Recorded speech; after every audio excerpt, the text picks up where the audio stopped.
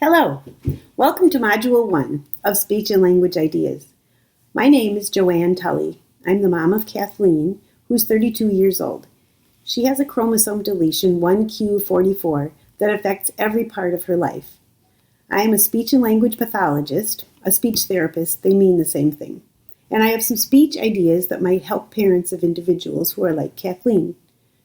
First of all, after talking to the parents of our kids, I made a list of some of the comments I heard most commonly about their speech. Listen and see if some of these characteristics apply to your child. Number 1, my child has very limited speech or no speech at all. Number 2, my child sometimes can say words, but then the words get lost and may not come back for a long time or at all. Number 3, I have a hard time getting my child to pay attention when I try to work with him. Number 4, my child understands much more than she's able to say. Number 5, sometimes my child looks like he's trying to move his mouth to form words even though he doesn't speak. Number 6, my child responds to music in a very positive way. This one was almost universal. I think every parent said their child loves music. Number 7, my child loves watching herself in mirrors. Number 8, when my child likes doing something, he repeats it over and over and over and over. All of these characteristics have applied to Kathleen at some time, and most of them still apply. She still has limited speech, but she does talk a lot, mostly in very short sentences or phrases or single words. She is conversational and she's very fun to talk to. I would recommend that you take some time and jot down some characteristics of your child's speech and communication. Write anything you can think of about how your child communicates with you.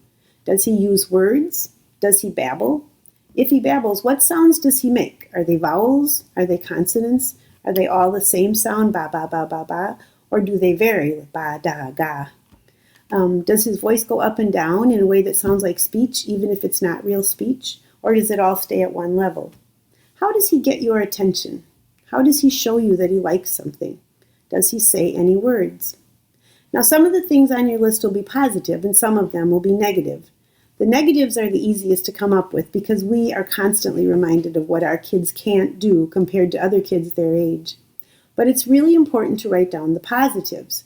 This sounds like a cliche, like I'm saying, think positive, keep your chin up, and so on. But the real and most important reason to list the positives is because the things your child can do are your child's toolbox. Each item on your list of positives is a tool in your child's toolbox that gives you a clue about where to start, what will work best for your child. For example, you might have written down that your child can say one sound like ah or Well, knowing that, you might be able to have him start and stop that sound like ah, ah, ah, or in imitation of you. Imitating is a hugely important part of learning to talk. You might have written down that your child has certain favorite books he loves to have you read over and over and over again. Well, knowing that, you can do all kinds of speech tasks using those favorite books. You can have your child help you read the book by saying certain words with you or anticipate certain parts. You might have written down that your child does say a few words. Well, knowing that, you can use the sounds in those words as your starting point because you know he can make those sounds. That's a good place to start expanding his speech. So take some time and write a list to find out what's in your child's toolbox. Now, in this process, you should also write down a few of the negative things about your child, but only if they're things that it's helpful to know about. As I said, that list of negatives can be long and pretty depressing, but there are some skills our kids lack that are useful to know. Here's an example. Kathleen is really, really bad at pointing. Her hand-eye coordination has always been poor, and her gaze is unusual. She'll point over there, but look right here, and she thinks she's pointing at what she actually sees.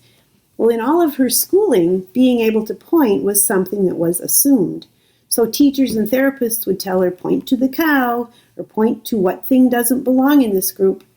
Her answers would be all over the place because her fingers don't really point at what she thinks she's pointing at. Well, that's useful information, even though it's negative. Knowing that, we can avoid pointing tasks. We can at least look where her eyes are focused and we know we need a different way for her to show us what she knows. So add negatives to your list if it seems like they will help you figure out how to work with your child. As you go along, you'll be adding to this list of tools in your child's toolbox. There are probably some tools you know about that most people, therapists, teachers, family members, might not even know are there. And you might discover some tools that you didn't even know were there. For now, get familiar with the tools your child is starting out with. In the rest of these modules, I hope I can help you find some ways to expand on those tools.